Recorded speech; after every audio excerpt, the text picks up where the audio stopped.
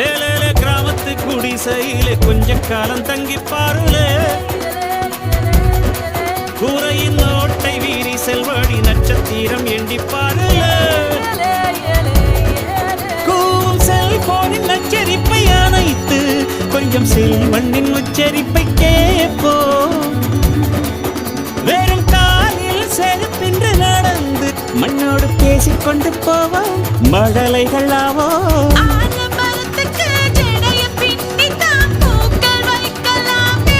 உரோரம் ஐயனாரிடம் கத்தி வாங்கித்தான் பென்சில் சீவலாமே